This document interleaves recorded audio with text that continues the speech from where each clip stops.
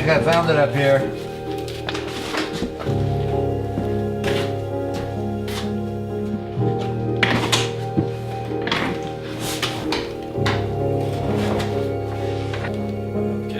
What do we have here? And there's Michael looking mighty scared. Michael was our fourth child, followed by Katie about 5 hours later. He was a typical cute little kid. I can remember walking to the grocery store with him. He would pick up rubber bands that had fallen off newspapers on the way. The first indication that something was amiss, we were just bringing Molly home from the hospital. She was just born. She was probably 2 or 3 days old.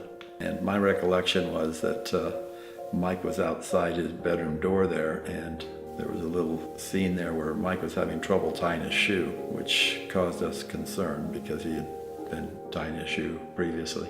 So we didn't know what was going on. I was quite nervous, and Dad took Michael down to a local hospital. Made an appointment and took him to a neurologist, and at that point I saw on the MRI, I'd kind of, peeked at it from the side, was on a monitor. I could see this large white object in his head.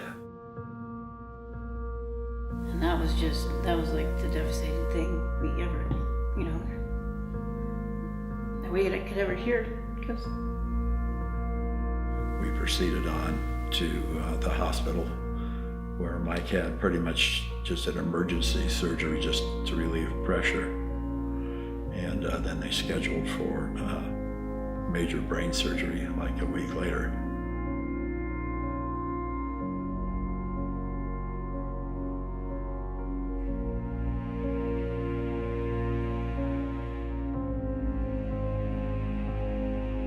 We scheduled another surgery. So it took them pretty much all day for that surgery. Then we got the pathology after that surgery, which was very negative. It had developed tendencies that were very nasty, to say the least. It was one that they didn't think they could stop. It was pretty devastating to hear that news. But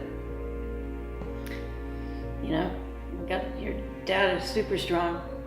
He stays positive, and he was a strong one in the, keeping us together. Then it's like, maybe, we can get through this. I would be sitting actually right in this room over at that table, right over there, on the computer day after day, looking for possible solutions. Started researching and staying up late at night and talking to other parents about this particular type of tumor, and we heard about St. Jude's. We hung out at St. Jude's for 2 months of conformal radiation. Mike was amazing. I thought it blew me away.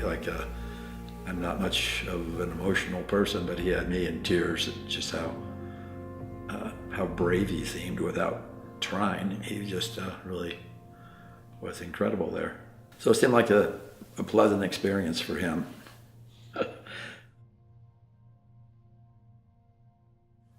So it looks like he beat the monster, the impossible monster that all the specialists said had to do him in.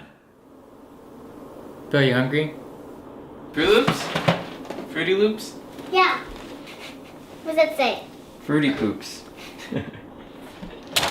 Fruity. Hey, no! Wait, hold on. Hold on. I gotta... No! I still remember laughing at the hospital. I remember running around. I don't remember worrying. I remember doing what I had to do and being fine doing it. I actually enjoyed hanging out with my dad, and I enjoyed the one-on-one time with him. It actually reminds me of how Bella is. She just plays and she keeps on playing, and Even if something goes wrong or something's going on, she'll crack a joke or she'll just start laughing and goofing off, and I enjoy it. I love it. It's just like she reminds me that I'm alive and there's nothing to worry about, really. Silly monkey. What are you doing? Last October, we went to Mexico on a trip, and Mike suggested that it'd be more fun if him and Bella went along. And we thought about it, and we thought, yeah, he's right. And he was correct.